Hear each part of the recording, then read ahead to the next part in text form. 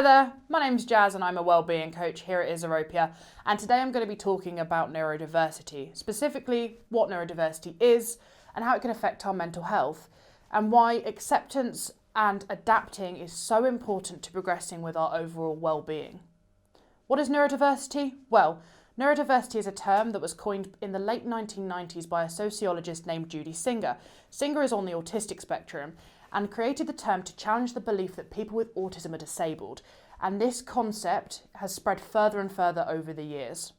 The neurodiversity umbrella now covers a number of conditions, mainly autistic spectrum, attention deficit hyperactivity disorder, dyslexia, developmental coordination disorder or dyspraxia, as well as other conditions such as dyscalculia and Tourette syndrome.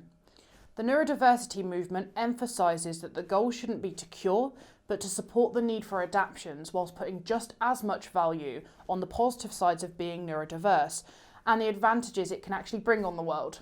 The goal here is for those who are neurodiverse to recognise that just because they see the world in a different way, it doesn't mean that the world isn't made for them.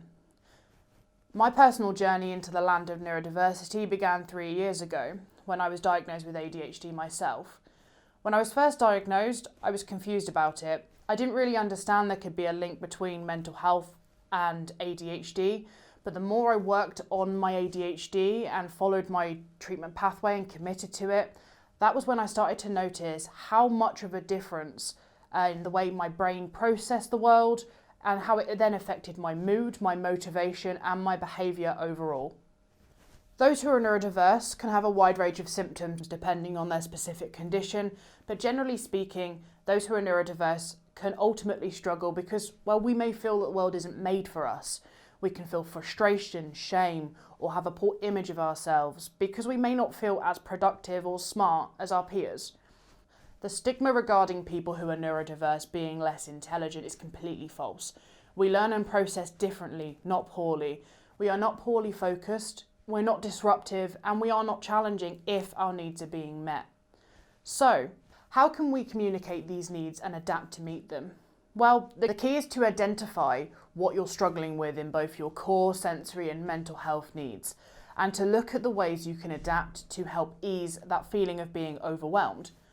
Also, talking to your support network, family, friends and services, discussing what adaptations they may be able to make to help improve your well-being and ultimately the relationship you have on the world, other people and yourselves.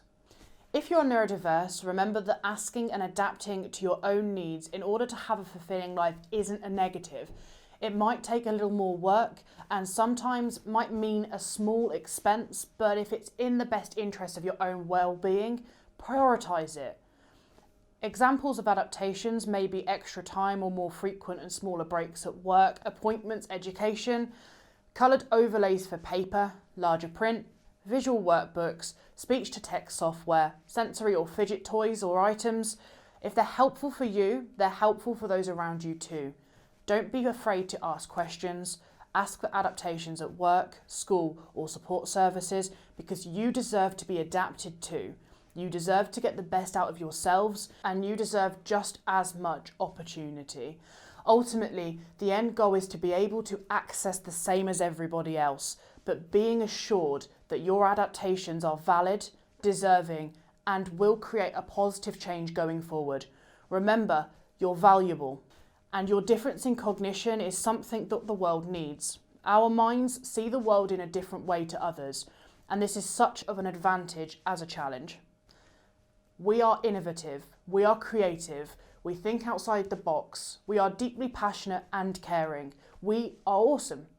Start small, reach out, find local support groups and do some research and believe ultimately that you are capable and deserving because you are.